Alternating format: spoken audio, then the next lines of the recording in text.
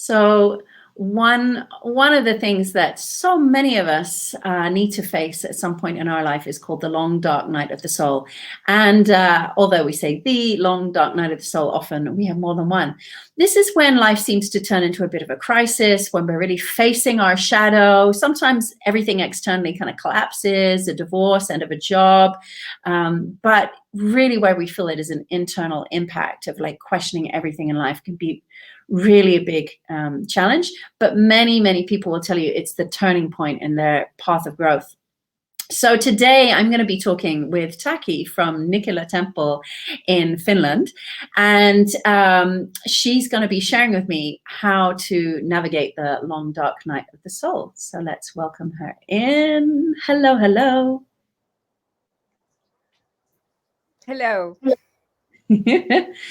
So thank you so much for joining. The internet, I see, is a little unstable, so we'll just see how we can go, because I really want to hear your fantastic wisdom on this topic. So something that you're really good at helping people with is navigating through their shadows, their darkest challenges, and of course this idea of the long dark night of the soul. Do you want to share a little bit first what that means to you, or how people experience that? Yeah. The funny part is that sometimes we think, oh, this is it. And then it's like, oh, no, this is it. And then it's like, oh, this is it. Oh, this must be it. And so it's usually when things start, it feels like things are falling apart or being taken away. Another way of looking at that, however, is that you're being tested. These are big tests that we go through. And it can feel like you're being stripped from what you love most, or what you're attached to most, or what you think you need most. And sometimes it's like, God, why have you forsaken me? One of those kind of things. Or why is life such a struggle? Or why am I being punished? Something like that. It can be a divorce, like you said, losing your job, or the relationship. It could be the death of a loved one, a child, partner, parent. It can be actually that, it could also be that everything, like you got your dream thing and you still feel empty. You're still not happy. And so it can be like a major crisis, or it can be like that thing that is eating you from inside, and it won't leave you, and you try to fill it with material things, or with relationships, or with going out, or with distractions of this way or that way, all kinds of safety or comfortable or image, this kind of thing. And when you're being stripped of this, or when you're still feeling that emptiness, it's a sign of like, there's something more. There's something deeper. And that's the testing. Can I see it as that? Or will I medicate it, shop it away, have sex of it away, drug it away, whatever. Presumably, listening to you speak, presumably a lot of people have had this year, right? This must be the year of the long dark year of the soul. Because many of these things you're talking about, these distractions, were unavailable, and people were kind of thrown home to themselves. Unfortunately, we know mental health got worse, suicides got worse. And so I think it's like so important that in our culture, we actually help people navigate this as an initiation, as you're saying, as an opportunity, instead of just kind of, treating it like a health crisis, a mental health crisis. And esoterically speaking, teachings, tradition is pointing that this decade is a testing at the collective level. So far, we've been going through initiation very individually. And now we don't have time for that anymore, because we are coming at a turning point, or a fork in the road, and you can't turn back anymore. And so existence, God, the goddess, whatever, you fill in the blank, is kind enough to say, okay, you haven't been able to, as a humanity, do this for yourself. You haven't looked in. Instead, you've, bought the next thing, or gotten into the next relationship, or, whatever the thing is that will make it better. So we're going to limit your capacity to do that, so that you have to go in, so that you have to feel. And for so many people I've heard that actually have gone through Corona, like have gotten infected and have are still with us, they've actually like, oh wow, it stripped me of so many things where I was not in alignment, things that I didn't realize, actually I don't need or want, or things like that. And to see these things as testings of what are you really here for, and what's all the clutter around that actually is not. Who are you really, and what are you really here for? That's like the soul questions, basically. And what's in the way, like basically where have you sat down and ordered your second latte, instead of stepping into the world, stepping out into who you truly are. And we can see them as sufferings, but the truth is that it's only suffering because we cling, and we're like, no, I don't want to lose that image or that money or that house or that, thinking we know what's best for us. And from a higher place, from a soul perspective, yes, you do know what's best for you, but not that part that's attached, not that part that's like from survival, from like fear, that hoarding, or not wanting to feel all the pent up whatever. That part doesn't know best. Trying to fit in, trying to get approval, trying all of that. So basically, the pain can be really immense. I mean, like I remember my first long dark night of my soul, I was 20 and I had a car accident. And then suddenly I was in a back brace and I couldn't move and I couldn't dance. And my whole life came to a halt. My boyfriend left me because I needed looking after. And I needed help going to the toilet and he left me. Like I was engaged to the guy. Can you imagine? So like, it felt like everything crashed, but the pain was really strong. Like I can still remember like a vivid moment lying in my bathtub, feeling like everything had collapsed in my life and there was nothing worth living for. The only time I had something like that in my life, my mom helped me by sending me off to a meditation school. But it's like that pain can be really, really immense for people. And so how do you help people who are like really stuck in that moment, who can't yet even see maybe the decisions they've made that have got them there in the past? Yeah. Good question. What's beautiful is to be able to step into that bigger perspective, higher perspective or bigger perspective, have the more like, instead of like you're an ant or a horse with blinders on, you have the whole valley view. Like you're an eagle or a condor or a swan, a big bird that's flying over and can have a much wider perspective. And when you see back and you start to see, oh, that's why I missed that bus. Oh, that's why he left me. Oh, that's why, whatever happened, she, bath mouthed me, whatever. Like you start to see that there's a great intelligence, which is actually loving. And so many of us feel like, this is like, the world's out to get you. You have to defend yourself. This is not a loving place. I'm under attack. That kind of approach to life. And it's actually, no, there's so many loving moments. They're just not what Disney sold us as love. They're not white and fluffy, pink and fluffy, or white, maybe. They're sometimes bitter medicine, but that's because maybe we're not listening. We didn't actually listen to some inner voice, or we're pushing against a flow, or something's off. Something's off.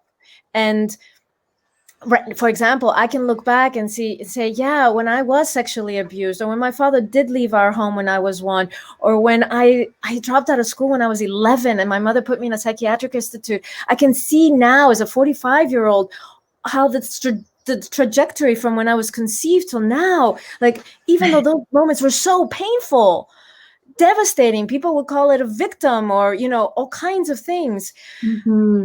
No, they were gifts. They were absolute gifts. They were invitations to allow the realignment or reconnection or reaffirmation with love. Those moments. And as an 11-year-old, of course, I didn't understand that. As a child, of course, as a 1-year-old, of course, I didn't have the capacity to, to work through that. But it's not like what doesn't kill you will make you stronger, but it's are you standing as love or with love? And it doesn't have to be, you know, like the cuddly, mushy love. It can be love as freedom, love as truth, love as divinity and matter. But that which you hold sacred, that which is love, that in this moment of testing, will I actually go with the fear? Will I go with the survival? Will I go with the me against them, with separateness? Or will I stick with love? And that's what the testing is. That's what soul is. Yeah, I so resonate with that. When I look back at that experience, I felt it was, as you say, the word test. I thought, you know, I was offered to stay as a victim and get a lot of money from suing the people from the car accident, the police. Or I could go with this osteopath, do yoga and get myself better. And the lawyer told me I wouldn't get the money then if I did that. And I had to choose between being a victim and getting paid for it and getting benefits from the government and getting rewarded, or choose my empowerment and know that I have to forfeit the support. And it was like a huge crossroads in my life. And I often think like, oh, wow, thank God. It was like a test. And I chose the empowerment. I chose to follow what felt good, even though I knew I'd have to forfeit money for it. And I often look back and think, God, what would have happened if I'd gone the other way?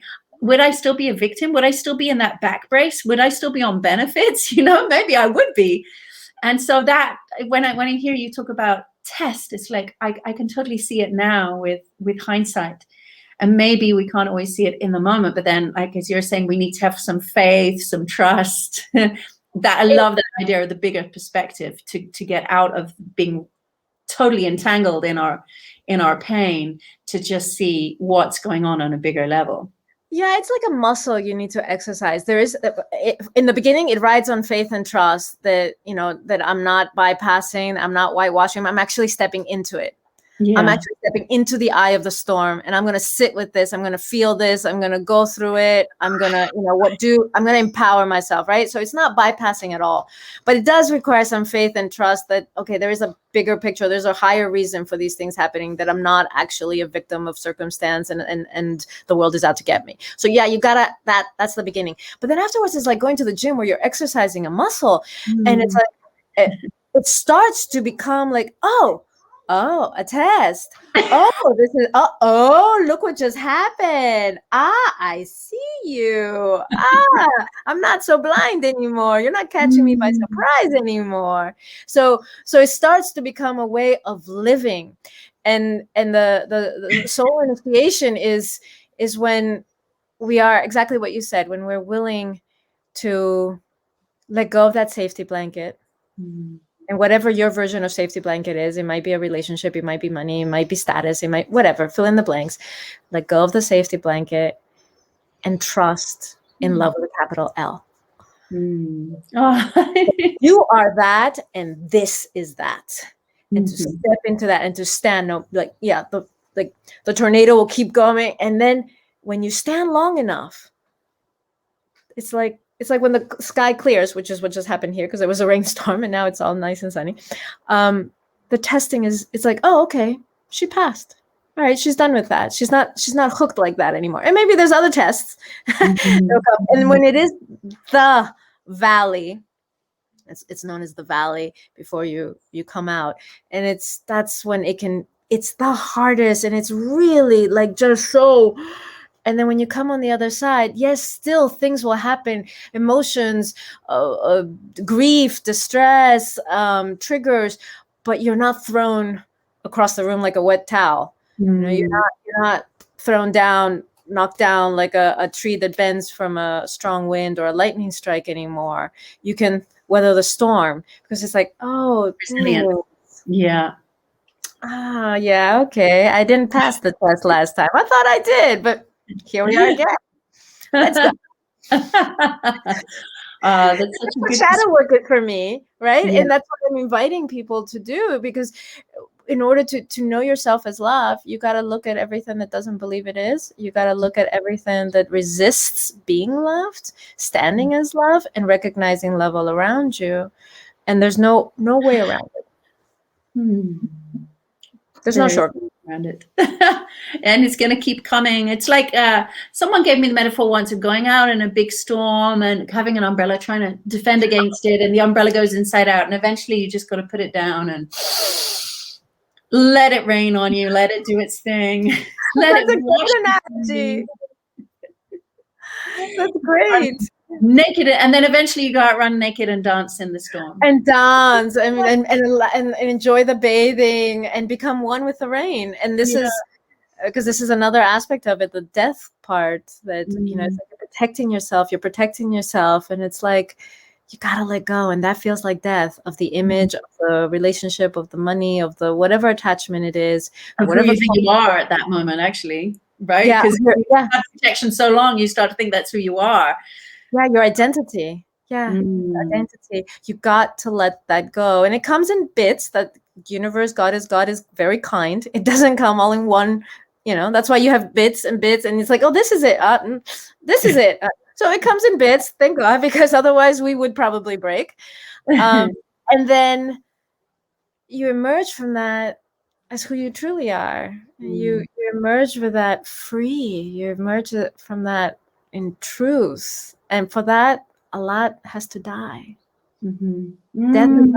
Death is a composting. Death is not a.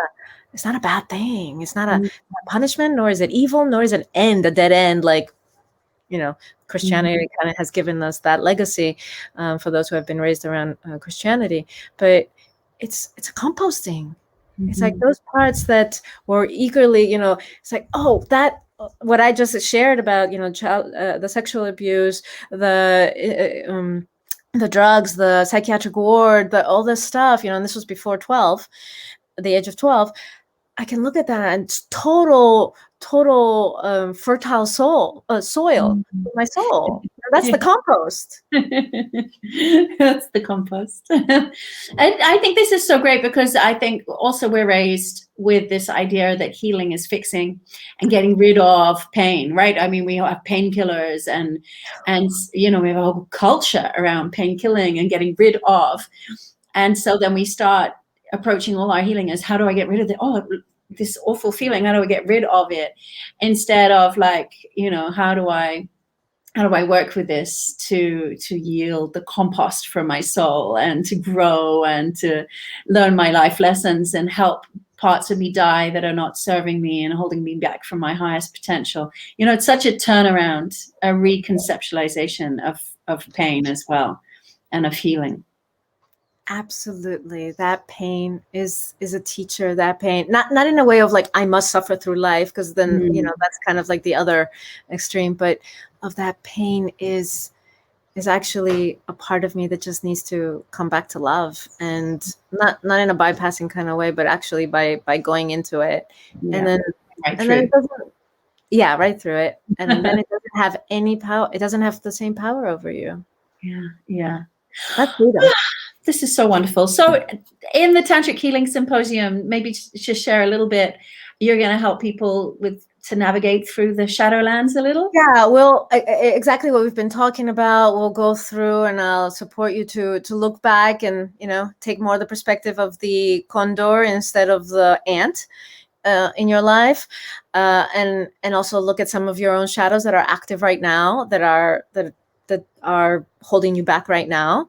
And that doesn't mean that by the end of the 1 hour you'll be clean and, you know, done, polished, but you'll have the tools to be able to look in, and then to see what would happen if I actually got to the other side of it. Because you know, it's like, the bigger the guardian at the gate, the bigger the bouncer at the club. You know, the other side is holding that level. Big is not the right word, but that treasure. For me, it's a treasure. For me, it's like literally like, you know, like you go into a cave and there's this, you know, dragon, or, you know, whatever you see in the movies, and then inside there's these treasures. Only here it's not necessarily gold or rubies or emeralds or things like that, pirates golds or stuff. It's the treasure of soul. It's the treasure of love with a capital L. So it's going. So we'll go through the whole journey. We'll have a taste of that, and also how to recognize. And I'll be happy to answer questions if there are any around that. But how to recognize that this is actually just a testing, as opposed to punishment. That's what the dark night of the soul is. Once Yeah. I just see these as testings. Yeah. Amazing. Oh, so wonderful. Well, I'm really looking forward to this. I think it's so important. I think it's so important that we also share and tell other people and spread the message around all of this, because like I said, culturally, we tend to just see it as a problem and, you know, put people on medications or lock them away, and nobody's dealing with it. Not nobody, but, you know, culturally we see it as a problem. And I think actually every interesting person I have ever met has had that, been through that long dark night of the soul. So it's actually very important to talk about and to share the tools. And yeah, so thank you for offering to be the shaman to walk people through that journey of the soul. Thank you for the invitation, Shashi. Yeah. Thank you so much. And thank you for your beautiful work.